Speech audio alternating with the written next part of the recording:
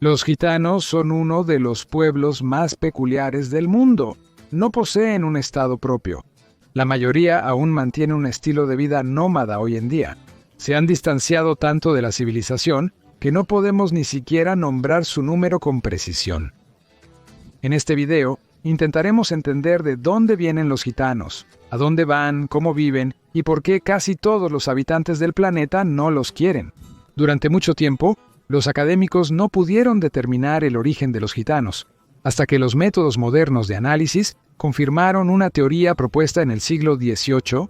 Los académicos solo pueden suponer en qué tierras específicas aparecieron los gitanos por primera vez. Sin embargo, la mayoría de los investigadores coinciden en que los gitanos son migrantes de la India, que inicialmente se trasladaron al Medio Oriente y luego a Europa. La primera mención importante de los gitanos comienza con el Imperio Bizantino, donde se integraron con éxito en la sociedad y adoptaron el cristianismo. Tras la caída del imperio, los gitanos se dirigieron hacia el oeste y empezaron a llegar a Europa. Los gitanos europeos suelen autodenominarse Roma. Aquí también se extiende una cadena lógica hacia la India. Desde tiempos antiguos, toda la población de la India se divide en castas. Los brahmanes son sacerdotes y eruditos, los kshatriyas son guerreros, los vaishyas son comerciantes y artesanos, y la última casta son los shudras, quienes se encargan del servicio de los demás grupos. Los intocables realizan los trabajos más sucios, como procesar cuero, lavar ropa, trabajar con arcilla y recolectar basura. Viven en guetos segregados de las ciudades indias y en las periferias de los pueblos indios. No pueden visitar hospitales y tiendas, usar transporte público, ni entrar en instituciones estatales. Según esta teoría, precisamente esta injusticia despertó a los futuros gitanos para emigrar de la India en busca de una vida mejor. El problema es que incluso los propios gitanos han estado vagando durante tanto tiempo que han perdido el conocimiento completo de dónde estaba su hogar original. En las leyendas gitanas, la gente se presenta como eternos nómadas que no tienen su propia tierra.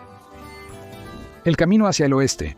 Los nómadas originales fueron recibidos en el oeste con gran hospitalidad. Existía la opinión de que los gitanos eran cristianos desterrados del Medio Oriente, que se vieron obligados a huir debido a la persecución musulmana. Aparentemente, por eso en inglés y español, los gitanos se asocian con los egipcios. En el idioma ruso, los gitanos obtuvieron su nombre de la vida de San Jorge de Athos, donde se les llamaba Atingani. Era una especie de secta bizantina de renegados de la fe cristiana que practicaban la brujería. Pero volvamos al oeste. Al principio, incluso ayudaron a los nómadas con comida, vivienda y dinero. Sin embargo, tal vida despreocupada no duró mucho. En gran medida, la principal razón de las relaciones tensas con los europeos fue el estilo de vida de los gitanos. Constantemente se desplazaban de un lugar a otro y no tenían intención de integrarse en la sociedad local. El estilo de vida nómada ya se consideraba ilegal en la Edad Media, ya que se consideraba vagabundeo, y los gitanos no tenían intención de abandonar sus tradiciones. La renuencia a mezclarse con el mundo circundante incluso llevó a la prohibición desagradable de una serie de profesiones europeas. Para los gitanos, era característico la adivinación y la mendicidad, lo que a su vez causaba rechazo entre los europeos y daba lugar a muchos mitos sobre las habilidades mágicas de los gitanos. También era común el mito sobre el canibalismo.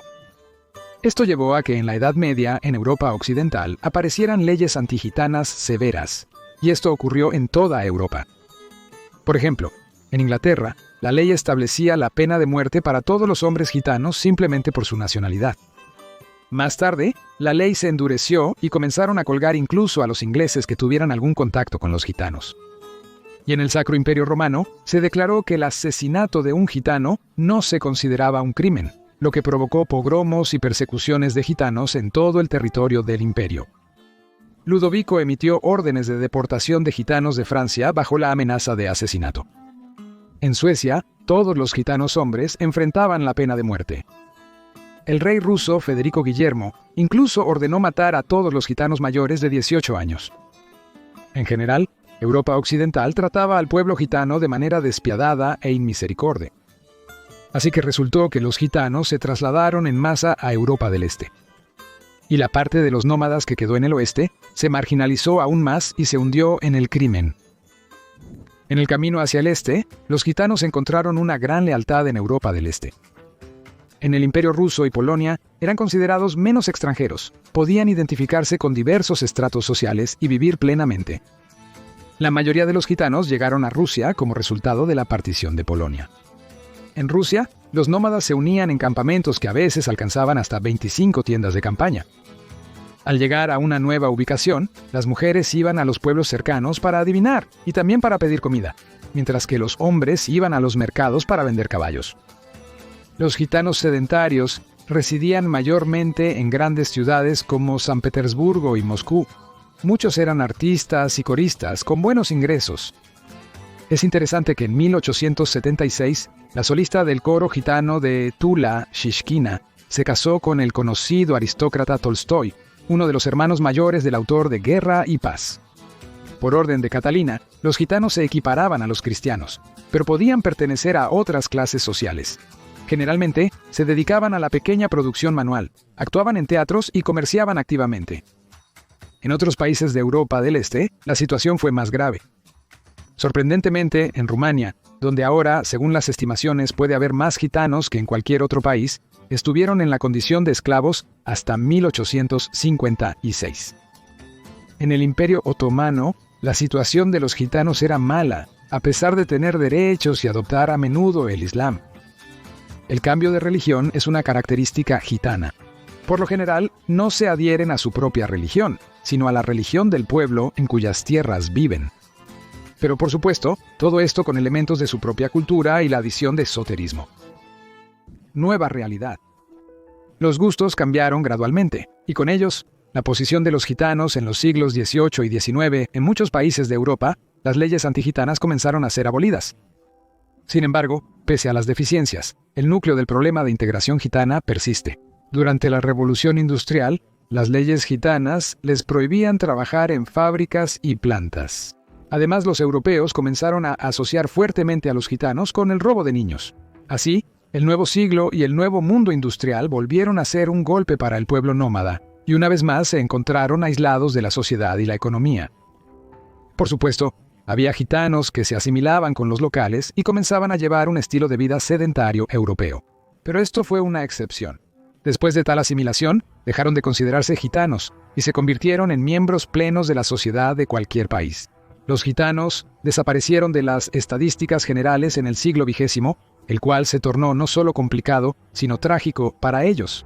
Tercer Reich.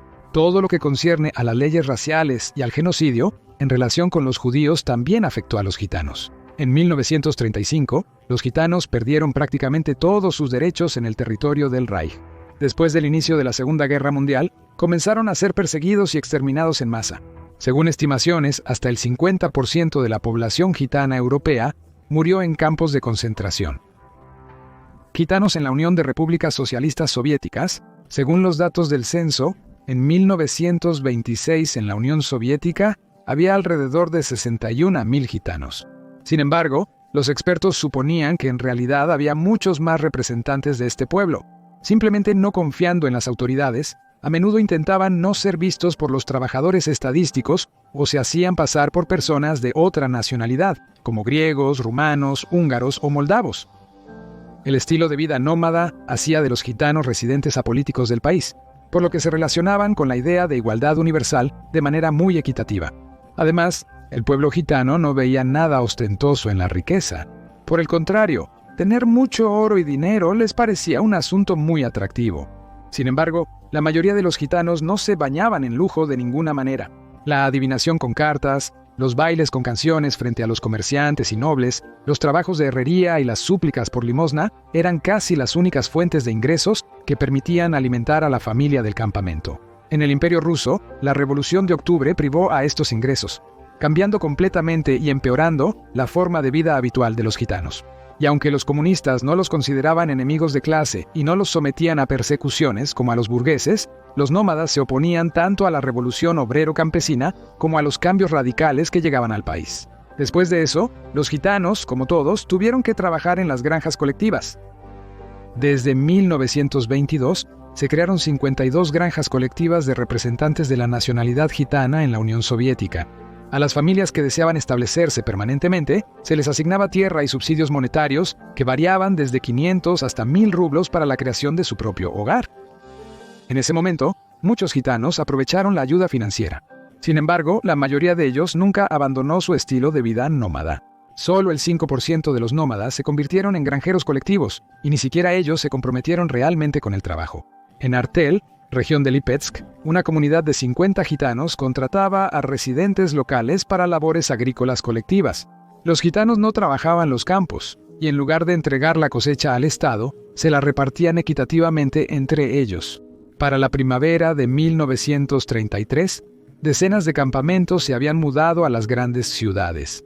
Fue otro año de hambre. Moscú atraía a los gitanos nómadas con la posibilidad de conseguir algo de comida.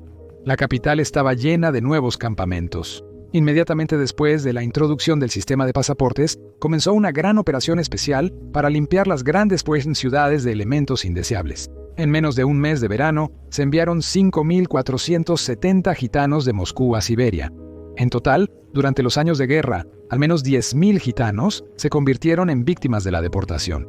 Durante los años de la Gran Guerra Patria, parte de los gitanos se unió al Ejército Rojo y también se unió al movimiento partisano. 12 representantes del pueblo gitano recibieron el título de Héroe de la Unión Soviética.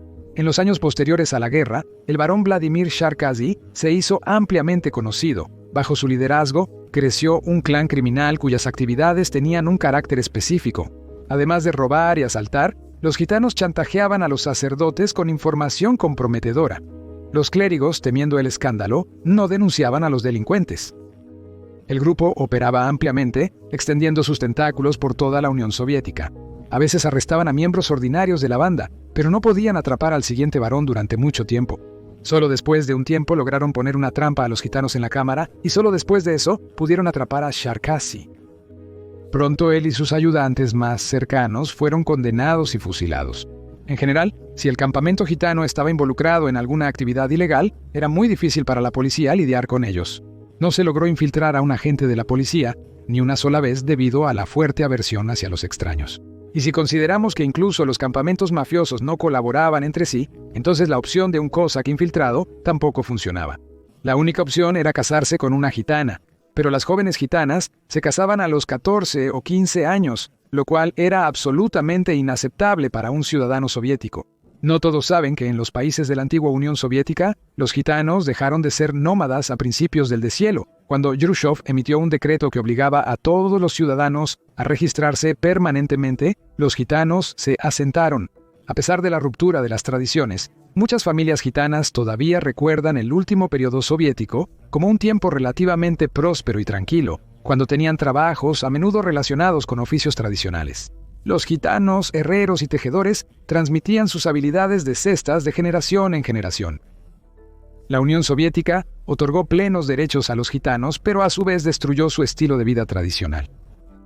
En la Unión de Repúblicas Socialistas Soviéticas hubo un estudio oficial del idioma gitano, e incluso la publicación de literatura en su idioma. Por ejemplo, las obras de los escritores infantiles Bartók o Zhidkov. Este fue uno de los ejemplos más exitosos de integración gitana en la sociedad. Pero, sin su forma de vida tradicional, ¿seguían siendo gitanos?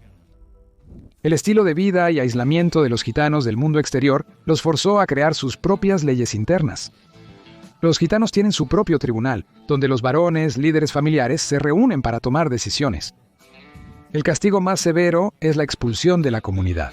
Este castigo se aplica por grandes deudas, adulterio, asesinato o engaño a los suyos.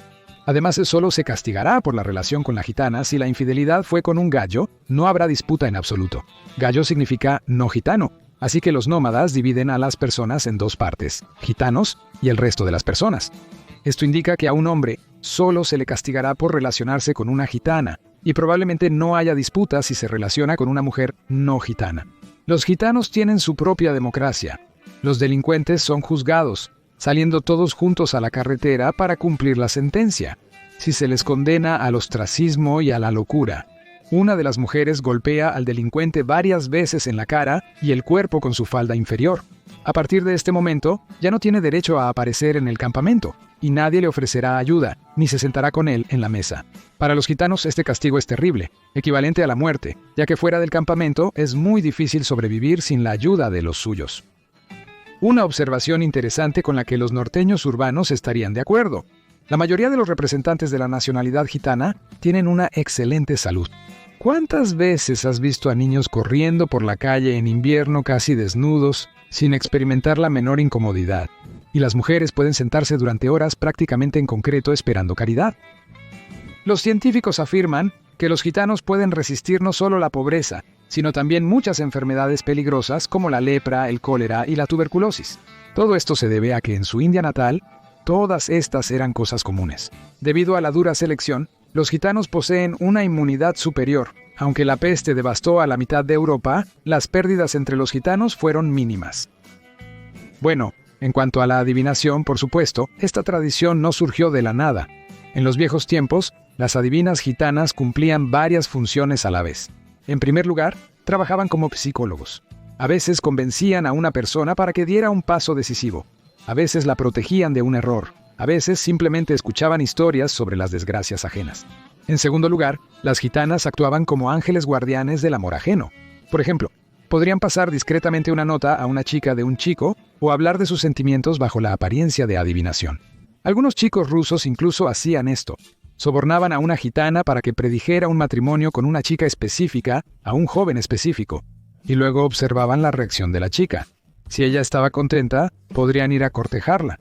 Si estaba molesta y no quería creer en la predicción, bueno, no era el destino. La prestación de servicios esotéricos sigue siendo común entre los gitanos, es un negocio, ya sea adivinación con cartas o lectura de la palma de la mano. El conocimiento de cómo hacer esto se transmite de generación en generación y también es una parte importante de la cultura. La boda gitana es un fenómeno único. Es un evento que se celebra con gran alboroto, muy pomposamente.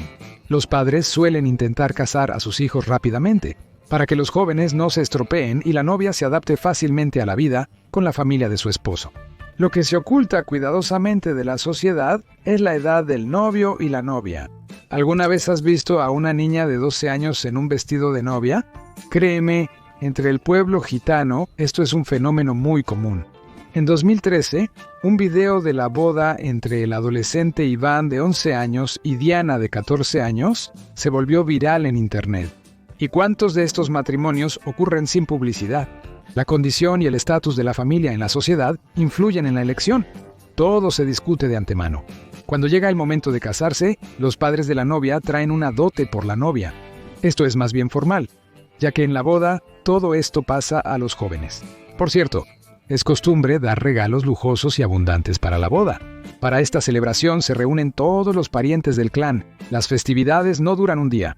A veces se prolongan durante semanas. Después de la boda, es momento de hablar sobre los funerales entre los gitanos. Se considera que una persona necesita lo mismo en el más allá que en la vida cotidiana. Si una persona muere, depende de su género. A los familiares o amigos se les entregan a través de la tumba 3 objetos: un icono, una manta y una alfombra. Los parientes y amigos cercanos siguen el cortejo fúnebre desde la casa, tiran un paño en el camino, en la tumba ponen objetos de primera necesidad y alcohol. Para reunirse con los familiares, en la casa cuelgan los espejos por 40 días. Es interesante que los gitanos incluso tienen una bandera nacional, Romano Estiago. Fue aceptada en 1971, cuando se celebró el primer Congreso Mundial de Gitanos en Londres. La descripción de la bandera está relacionada con la cultura india. Está dividida en 2 partes que simbolizan la tierra y el cielo. En el centro se muestra la roja Dharma Chakra, la rueda del Dharma, presente en la bandera de la India. La interpretación es la siguiente: la tierra es el mundo material, el cielo es el espiritual y la rueda es la vida del gitano. La cultura gitana no solo es rica, sino también única. En ella se pueden encontrar elementos del patrimonio cultural de los pueblos de aquellos países en cuyo territorio han logrado vivir. Tomar, por ejemplo, los cuentos de hadas. Entre sus personajes hay brujos y muertos vivientes. Estos personajes se pueden encontrar en las historias mágicas de los hindúes, así como en los héroes bien conocidos del folclore ruso, los espíritus del hogar y los leshi. La cultura gitana, a su vez, influyó en el desarrollo de la música europea clásica y contemporánea.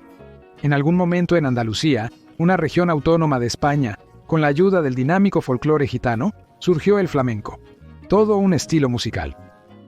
Hoy en día, esta apasionada tradición de canciones y bailes del sur de España está incluida en la lista de obras maestras del patrimonio oral e inmaterial de la humanidad de la Organización de las Naciones Unidas para la Educación, la Ciencia y la Cultura. En el otro extremo de Europa, en el siglo XVIII, El amor del famoso compositor Ferenc Liszt por el folclore gitano se reflejó en el famoso ciclo de piano Rapsodias húngaras. Además, el gran compositor escribió el libro Los gitanos y su música en Hungría. Y ya a finales del siglo XII en Francia, la familia gitana Reyes formó el grupo Gypsy Kings, emocionante y muy exitoso. Probablemente todos hayan escuchado el gran éxito Bamboleo.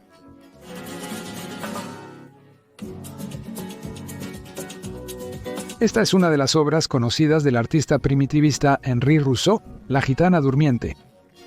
Y en 1976, el director moldavo Emil Loteanu filmó Tabor se va al cielo, una popular película soviética que fue vista por casi 65 millones de espectadores en un año.